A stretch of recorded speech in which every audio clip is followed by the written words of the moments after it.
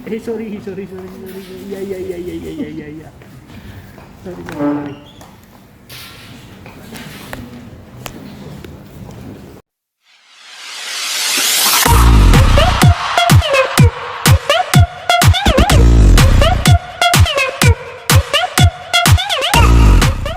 Tiga bawang dulu ya. Ada. Ya bang, silakan bang. Tadi kita udah dengarkan tuntutan yang disampaikan JPU. Pada intinya JPU menuntut 12 bulan dipotong masa tahanan dan masa rehabilitasi. Nah, tuntutan jaksa itu sebenarnya jauh daripada harapan kita. Harapan kita Amar menjalankan yang pertama bebas secara hukum, dan yang kedua Amar menjalankan rehabilitasi. Tapi nyatanya jaksa menuntut demikian, menuntut untuk 12 bulan. Jadi ya kita nggak bisa berkata apa-apa. Kita tadi juga sudah melakukan pembelaan. Tadi juga kita udah jelaskan di pembelaan kita alasan-alasan kenapa kita menuntut untuk bebas. Tapi kalian semua dengar sendiri, kita semua tadi dengar sendiri bahwasanya jaksa penuntut umum memotong pembicaraan saya secara tidak langsung, melarang saya lebih jauh membahas masalah detail-detail permasalahan, alasan kenapa kita meminta bebas. Nah, untuk detail alasan mungkin dijelaskan oleh rekan saya, Pak Agung.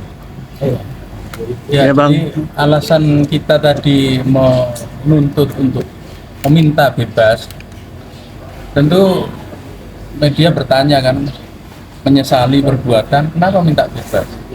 Nah, bebasnya itu karena kita melihat bahwa dalam dakwaan Amar Zoni dituduh bersama-sama dengan Mustaqim. Semua sudah tahu Mustaqim yang membelikan, dan barang bukti masih ada pada Mustaqim, berarti bersama-sama.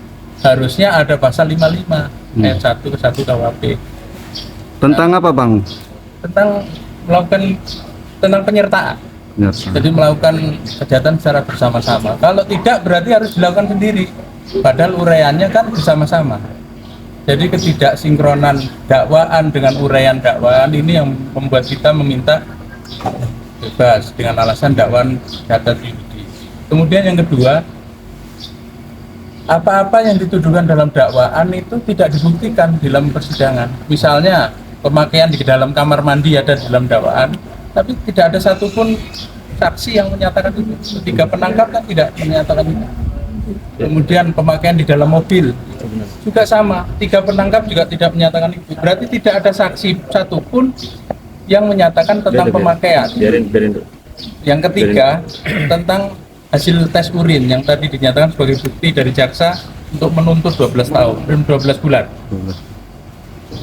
Tes urin itu sesuai dengan keterangan ahli yang kita ajukan, Dr. siapa? Nur Septadi, ini Nur Septadi.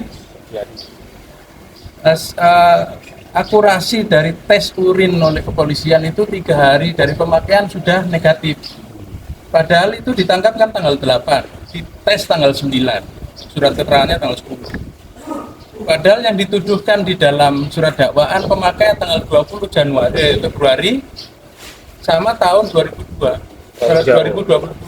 Terlalu jauh itu, otomatis sudah negatif. Berarti positifnya itu karena pemakaian di Thailand. Karena pemakaian di Thailand tidak bisa dituntut di Indonesia.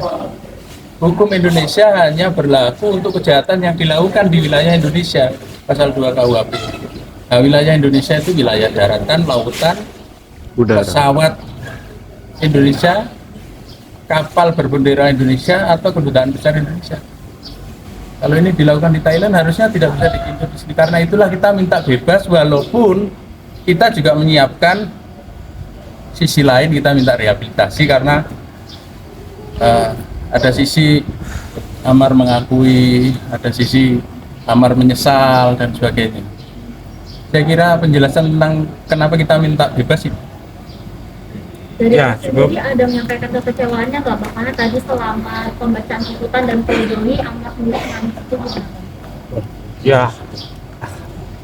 mungkin Amar dengar tuntutan selama 12 bulan dia kecewa, berarti dia masih harus menjalani jauh sekali, masih lebih dari 6 bulan dia menjalani mungkin ya.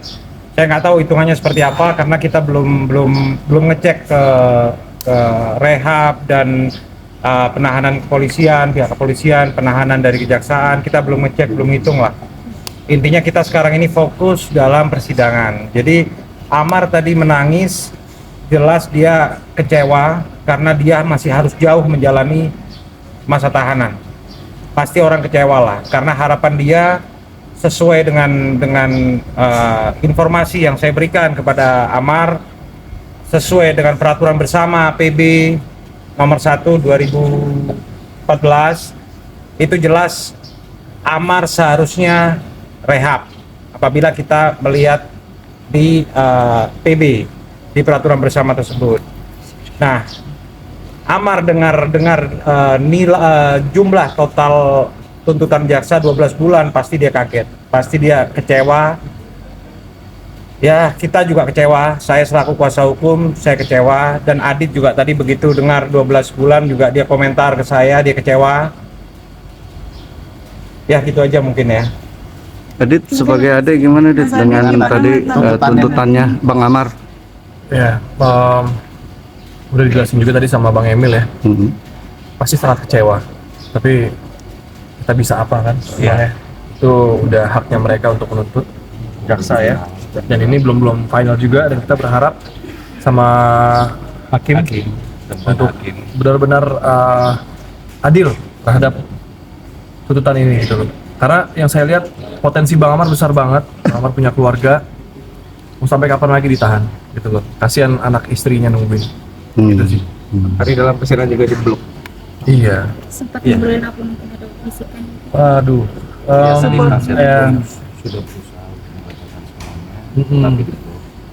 Iya.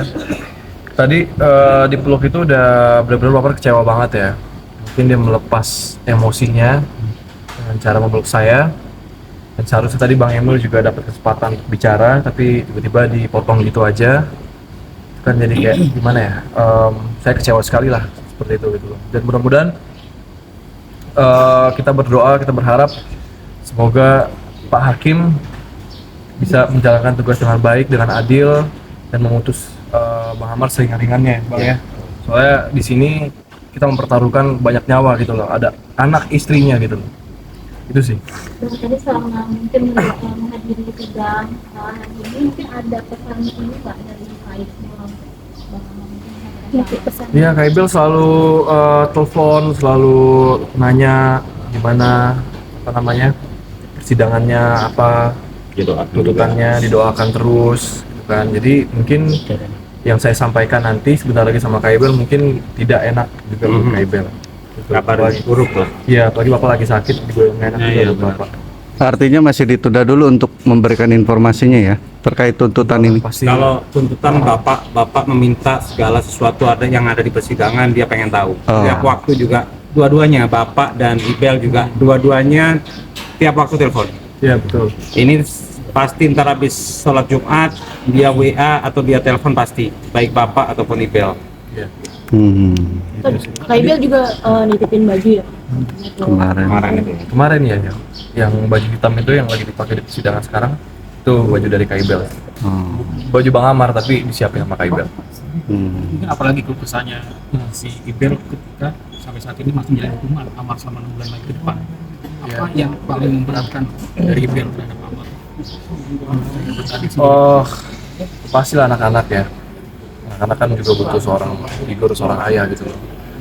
Dan yang kemarin juga pernah saya bilang kalau Kak Ibel alhamdulillah menyibukkan diri dia dengan hal-hal yang positif dan itu bagus. Ya sekarang yang Kak Ibel bisa adalah berharap, berdoa semoga Bang Amar bisa cepat-cepat kembali lagi ke rumah. Gitu. Tadi kan Ibel kan lebih fokus ngurusin rumah tangga dan anak-anak.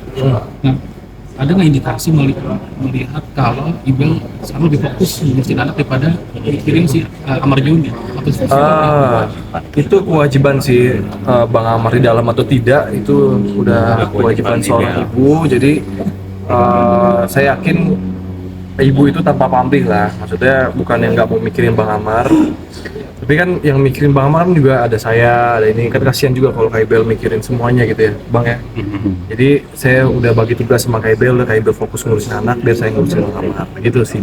Jadi saya tegaskan lagi, Ibel kemarin-kemarin juga tanya potensi untuk dia datang ke persidangan, saya yang menjelaskan melarang dia untuk datang. Kita semua tahu sidang itu tidak jelas jam berapa. Nah, Ibel harus ninggal anak dengan tidak ada kejelasan berapa lama dia mesti tinggal. Dia nggak pernah ninggal lama-lama anak-anaknya. Nah, kalau misal sampai dia datang ke persidangan dengan datang dari jam 12, kita sidang kemarin jam 5, jam setengah 6, kasihan juga lah dia ninggal anak seperti itu. Jadi saya jelaskan bahwasanya persidangan itu nggak bisa dijadwalkan. Jadi lebih baik Ibel nggak datang lah. Kalau Kak Ibel lagi ke Surabaya mungkin ada Kemarin ya katanya. Iya, kemarin ke Surabaya ada kerjaan di sana, dan pasti selalu Kak Ibel bilang update terus ke Kak Ibel. Ya, jadi emang saya tugasnya untuk update terus ke Kak Ibel gimana kasus hukum Bang Amar gitu, udah sampai mana gitu sih. Kondisi Ayah sendiri masih rumah sakit apa gimana? Oh enggak, udah sehat kok Air, udah ada. Oke. Satu lagi penegasan kembali Bang, sejauh ini dengan apa? Agenda selanjutnya putusan di tanggal 26. Kita sama-sama berdoa mudah-mudahan putusan ini yang terbaik buat Amar. Sekali lagi saya tegaskan bahwasanya kita dari pihak keluarga, dari pihak Amar, kita berusaha untuk menerima segala bentuk putusan. Jadi kemarin juga saya udah jelaskan, apabila putusan itu tidak terlalu berat dan masih dalam kategori logis untuk Amar, kita insya Allah tidak akan banding, ya. Tapi apabila putusan itu terlalu berat, terlalu jauh dari harapan kita nyatakan dari sekarang kita pasti banding. Jadi selama putusan itu logis, kita akan terima.